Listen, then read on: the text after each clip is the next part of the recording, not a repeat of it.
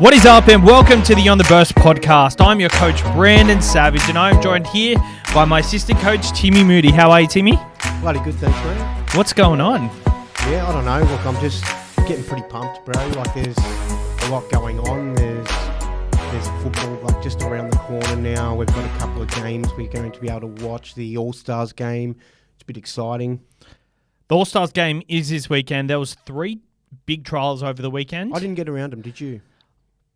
Kept an eye on them. A bit was going on. There was Manly versus the Rabbitohs. Manly put an absolute number on the Rabbitohs, and Burbo scored a zillion as you tries. can see here, Manly 13 plus. Thank you. They're winning the comp, no doubt. Well, they were impressive. I think last season when it was Matty Johns' kid, that Cooper Johns, that carved up. Don't look too far into that, mate. Yeah. All you need is Turbo on the field. That's all you need. 100%. They've named another side for the trials this weekend, but trial talk isn't really our forte. Like, we like to keep an eye on them, but realistically, once round 1 hits, the trials are so irrelevant. That's all you got to say. Yeah, bloody hell. How was your weekend? Yeah, really chill. I got a lot of rest in this weekend. Staying up a bit too long throughout the week, watching my little shows I've been getting into. Kill Tony? Yeah. Kill Tony. What are you going to do when the footy comes back and you haven't been up to date with Kill Tony? It's fine. The good thing about it is it's gone for 10 years without me knowing this show. That's crazy that it's like my favourite show. It went on for 10 years without me knowing. It's still making new episodes, so I can never run out. I can just put it aside and come back to it. So Super Saturday and chill, and then Kill Tony straight after the last game. Yeah, probably a few beers. How exciting. So, yeah, we have some trials this weekend, and the Indigenous All-Stars versus the Maori All-Stars this weekend should be pretty good. I'm pretty excited for it, but footy is just around the corner, and we are invited to a prestigious event, and you are too if you want to be there. So Supercoach is hosting a non-Las Vegas party, a Las Vegas-style non-Vegas party in the Star City Casino on March 3rd on the day of kickoff. There is 500 tickets limited. So if you want to join and want to be part of this, it's a Supercoach event. So you have to play Supercoach to be able to go. Well, you don't actually. The idea is that, if you don't play Supercoach, sign up, because all you need to do is have your Supercoach email. Yeah, exactly. So I think that was kind of the point. They wanted to get people to come down, sign up, bring a couple of mates. That was the kind of +3 sort of idea sort of thing. But yeah, look, you can get on there, and I think it's first in, best dressed. 500 tickets available. There's food and drinks inclusive. I'm not exactly sure what that means. There will be a guest panel, which I think we're featuring on potentially. Possibly, yeah. Yeah, so that should be good. So if you want to get involved, it's first in, best dressed. So get there, and I'm keen to watch some footy on March 3rd because they've got a massive screen. It's like probably it's a VIP section. Like, they've closed it off all for Supercoach. We're going to be watching the footy, having some drinks, and I've already applied to have Monday off. Yeah, nice. Good. That's eyes up footy there. And that's eyes up footy. I did it straight away as soon as I saw the email. Didn't even cross my mind, but I have to get straight onto that. 100%. Paddy Carrigan and Adam Reynolds have been videoed fighting each other, having a little man wrestle in public. And looked like Adam Reynolds was getting the upper hand. The person who first posted it that I saw put up an apology and deleted the video after saying, there's more context to this video, blah, blah, blah. I'm sorry. If you posted that video, you wanted to get clicks. So don't say sorry now. But that aside, personally, I think it's play on. Like, it's just having a wrestle. The Broncos love it, I think it was a couple of years back, Payne Haas and the other fella over the shoe incident, Albert Kelly. Yeah, that's just they're just warming up. You know what I mean? They're just getting ready for the 2024 season. Footy season is in full flight, just about. And I think with this happening, did you see the press conference, by the way? Of the two boys having a chat? Yeah, it was a bit awkward. It was awkward. I would want to go in first. It's always hard to do your apology after someone else does their apology, because it feels like you're just saying what they said. Yeah. But it's awkward. But I wanted to bring up what players at certain clubs do you think are most likely to punch on with each other? So I'll go first. I think the obvious one is at the Roosters, Spencer Linu and Jared Warrior-Hargreaves. If they haven't punched on already, well then good God, their preseason is about to explode. I could see them being best buddies too. You know what I mean? Just respecting the venom and the viciousness in each other and getting on like a house on fire. I'm actually hearing reports that that's true. Yep. Another one, Clint Gutherson and Mitchell Moses. I think they would... it wouldn't be more wrestle. It'd be more like their heads are down. Yeah, that's it. Yes. For the audio listeners, we were just having a slap fight. Yeah. Latrell Mitchell and Jack Whiten, they've already been caught in the preseason. Round 2. Last year doing the same thing. So there is that. And in the past, it seems like Jackson Hastings and everybody. Yeah, I was actually thinking about that too. It's funny, we must have that thought at the same time. So here's my note. But I've got him, and I thought if he was going to pick anyone in his side, him and Gamble, they're both sort of a bit fiery. I can see them on the beers, sort of, getting into it as well. Yeah, that is good gear. I was actually going to say DCE and everybody, but I feel like DCE would just be having a mad debate, being really, being eloquent and stuff. Just real good with his words, DCE. I love DCE.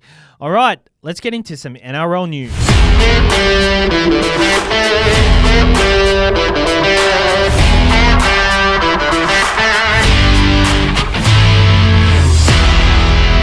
Luciano Leilua has reportedly requested a release from the Cowboys back to the St. George Illawarra Dragons, where he started his career. And this is pretty much after he's done a full preseason at the Cowboys. What are you reading into this? Do you think he's been told he's not going to start in the 17, or do you think the Cowboys' culture is just they're trying to squeeze out the venom? I don't know. Maybe it could be a lot of things. He might just not like life up in Townsville. Might want to get back home closer to family.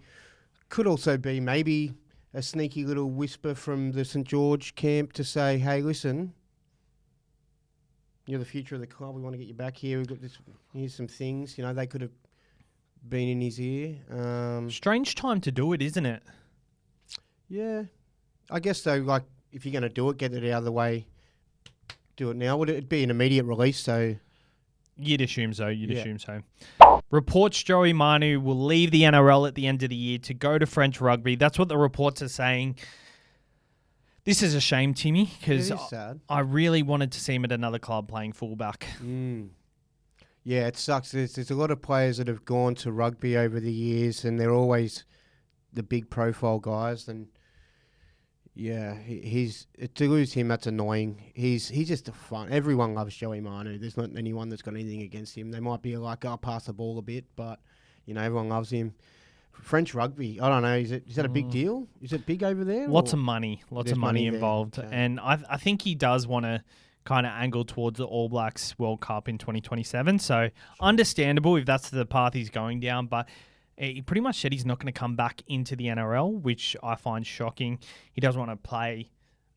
He doesn't want to play the Roosters, so he doesn't want to play against them. So. Wow. Yeah, it's a real sign of loyalty. Yeah, what a loyal guy to just stay in the centres his whole career. So that's fine. I'll play, even though I like it back there, I'll stay out here. And then, do not even want to play against his teammates. Do you think he's the type of guy you'd be... liking to marry? Oh, I'd marry Joey Manu for sure. But do you think that loyalty is warranted? Like... I know the club could be good to them, but the club also understands as an individual. Well, I guess the Roosters have a different sense of loyalty because with Uncle Nick, he's sort of like, does that sort of old Italian sort of like music playing in the background. And there's like, I think you have to stay loyal in some cases with him maybe. Campbell Graham is reportedly out for 8 months with a sternum injury that didn't recover over the preseason. I thought this was not bad news for Rabbitohs. I thought Isaiah Tass going into the position at right centre allows them, it gives them something. They lose something, but they also gain something by having Isaiah Tass playing the centres. And I thought it also allowed Tyrone Munro to lock down that right wing position, which I thought was a massive positive. There was no shuffles around because Tass is on the sideline and they wanted to fit him in playing on the wing. But Munro is also out for a few months as well by the looks of it for 8 weeks. So the Bunnies preseason has just not gone well for them. Does that presented any Well, we can get to that in the next pod, actually. Yeah. If you're Talk talking, Supercoach, if you're talking Supercoach wise, probably not. Unless Isaac Thompson gets a spot, but I really hope Braden Burns gets a spot. I like Braden Burns as an NRL player. Trials took place on the weekend, and Manly are going to be the premiers. Tessie New shown, and Blake Moser looks pretty good. He looks like the future of that Broncos side. The Broncos have a young side. If they can lock in a nice halfback for the future, I think their future looks good. Yeah, I can't remember when I watched. I was it might have been just State of Origin last. No, I think it wasn't State of Origin. I don't think he got that much of a run in State of Origin. Could be wrong, but I've seen him play one game last year and was pretty impressed by him. He's a good-looking little chap too. He is. All right, now we're going to go into our final top 5 players for the top 4 teams. We'll start off with the Warriors. Timmy, do you want to kick it off? Because I think you love the Warriors. Everyone's second team, the Wars. Okay, let me just open my file. Here we go. So, number 1, SJ. Number 2, I've got Roger Tuivasa-Sheck. Yeah, there's a bit. You could argue he's been out. If he was in the game the whole time, I don't think it'd be that arguable. Mm-hmm. Number 3, I've got AFB. Number 4, CNK. And number 5, Tohu. They were nearly all acronyms to abbreviations, so that except for Tohu, who wrecked it.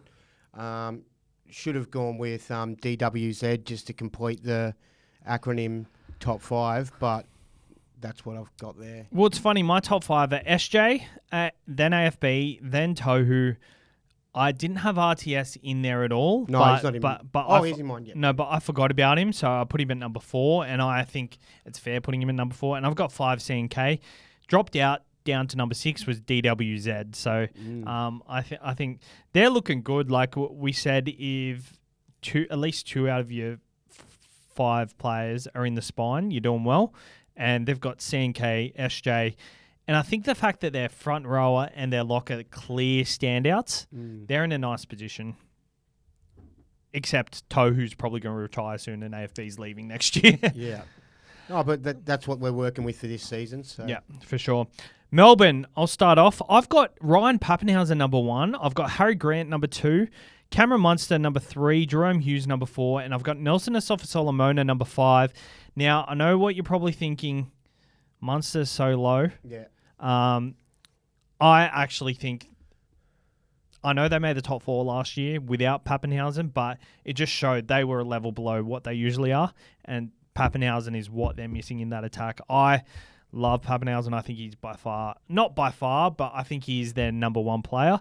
And as we said, with every other side, everyone in their spine is in that top 5 there, and that just proves. So can you say your top 5 again? Ryan Pappenhausen, Harry Grant, Cameron Munster, Jerome Hughes, and Nelson Asofa-Solomona. Okay, cool. I'll do mine now. Yep. So I've got Munster number 1. I've got Grant number 2. I've got Pappenhausen number 3. Hughes number 4. And Eli Katoa number 5. So Munster for me, I just think he's a big game guy. I know there's been a couple of games recently where you've identified he didn't have that big of a game, and can we say he's a big game player? Look, doesn't mean you have to have a big game every game when you're a big game player. Sometimes you just need to do the little things for the team. Pappy, I think he's awesome. His speed is his key. I just think Munster's got a lot of tricks, and he's a very unique footballer. So I'm pretty confident with having him up. Number 1, Harry Grant and Pappenhausen I could have swapped, but I'm going to go with Harry Grant at number 2. I know it's controversial putting Pappenhausen at number 1, but I think I like my reasoning. I'm pretty happy to put him at number 1, but I also think like Cameron Munster, he's first pick for the Maroons, and if Ryan Pappenhausen played for the Maroons, I would understand him missing out. So I think. And even vice versa for New South Wales. If Pappenhausen didn't play for New South Wales and Munster did, I would understand that. So based on that, Munster probably deserves to be higher. But I just think Pappenhausen adds so much to their team. And I think they could win a comp without Munster in the side. Don't think they can without Pappenhausen. I think that's just the way the game's going. They need to have someone to come in and replace him that's almost just as good, because I can't see, Hughes just doing that Yeah, with a well, like a say Hughes, junior 5'8" or something. yeah, say Hughes and Meany were there, or Hughes and Pezzett were there. I don't know about that. Yeah, I don't know if they can win a comp. I'm maybe thinking too much about it. Broncos, I'll kick off the Broncos because I'm sure you want to be the one to do the first one on the next team. But sure. I've got Payne Haas number 1, Reece Walsh number 2, Pat Carrigan number 3, Adam Reynolds number 4, and Ezra Mam number 5.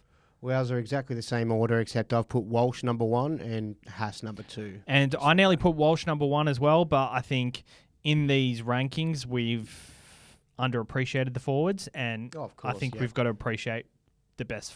And he's the best. You know, he's a very unique prop. Just how hard he goes, and just his like little effort plays, his little offloads and stuff when he needs to turn it on in the back end of a game. But I just think Walsh, like, Haas is like more established, and Walsh, you know, had like his breakout year last year. But I just think he's so electric and so dynamic that you take him out of a side, it's a massive change. You know what I mean? Like, whereas you could put another prop in there. Yeah, well, they might not have the same impact as Payne Haas, and obviously you've got to get the go forward to earn the right to go out the back, and so Walsh can do his sort of stuff. But I just think change Walsh to, say, whoever, it's a completely different side. Sure. Love Walsh.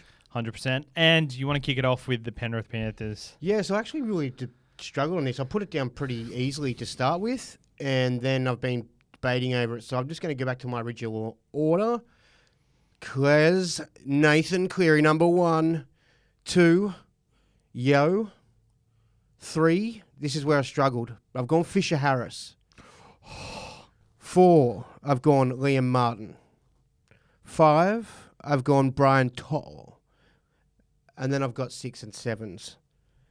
But my 6 and 7s are Luai and Edwards. But if we only have a top 5, I have to leave those guys. Honestly, think that's so hard. So originally, I had Cleary, Yo, Martin, and then I had Edwards, Luai. But then I was like, I've missed Brian To'o. Brian To'o is in at number 4. And then when you said James Fisher-Harris, I'm like, of course. So James Fisher-Harris is number 5. I think Martin's by far number 3. I think what he offers on the edge is so good. Cleary by far number 1, and Yo easily number 2. But the thing is, I just mentioned a couple of players. You also mentioned a couple of players that could have been in that 5. Like, do you know what I struggled with? I'm like, I've got Fisher-Harris here at number 3, and then I don't have Moses Leota in there, and I think they're just as good, like pretty much as good as each other. Yeah, I agree. think Fisher-Harris is more exciting because of the way he looks. Like, he's a beast of an animal. You know what I mean? Like, he just looks like a... And also, I think he offers a lot more in attack in their go forward, whereas Leota, I think he offers that, but doesn't offer... That's the clear difference between them two. Leota is just a dog in defence, and even Mitch Kenny in defence is one of the better defenders in the competition. So I was really struggling. I wanted to even put To'o at 3 above Fisher-Harris and Liam Martin. He deserves it for sure. Yeah, it's really hard with those. And I think I'm happy with Yo as the second guy though. Same, yeah. And the fact that Edwards missed out, someone who's been banging the door down for Australia, for New South Wales. Daly M medals, Clive Churchill medals. Great effort footy player, but I just think the lack of pizzazz would be the factor. He'll always be under-recognised because of that, and I think that makes sense, though, because if you're a player that does your job... He complements Penrith. Yes, for sure. All right, moving on to blind rankings. Firstly, Timmy, are you ready? I'm not going to tell you the subject, but you're going to blind rank these players from 1 to 5. Ready? Yes. Nathan Merritt. 4. Nathan Friend. 5. Nathan Gardner. I don't know who Nathan Gardner is. Sharks player. No, I don't know. 6. Nathan Hindmarsh. Oh, trying to think who's a better Nathan now. Nathan. I'll put him at 1. Nathan Cleary. Oh, fuck! Oh, no! No, how did you miss that? I don't know. I don't know. Because I don't associate the name Nathan Hindmarsh as the same name as Nathan Cleary. Like, they've got different energies. Yeah. So, like, I don't know. I was just going...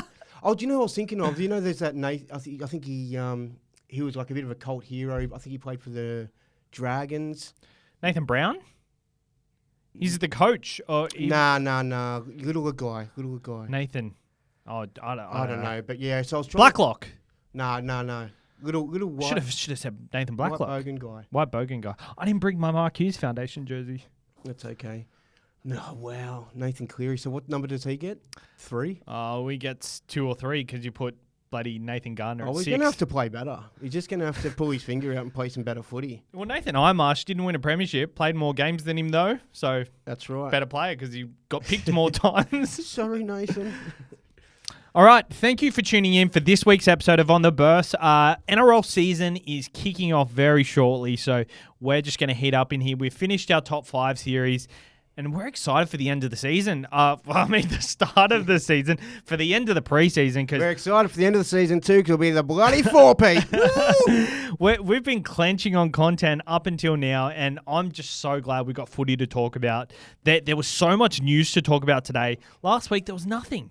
Do you know what I love? There's just going to be all of a sudden an edit in the podcast where we're just both wearing headphones. They just appear on our heads.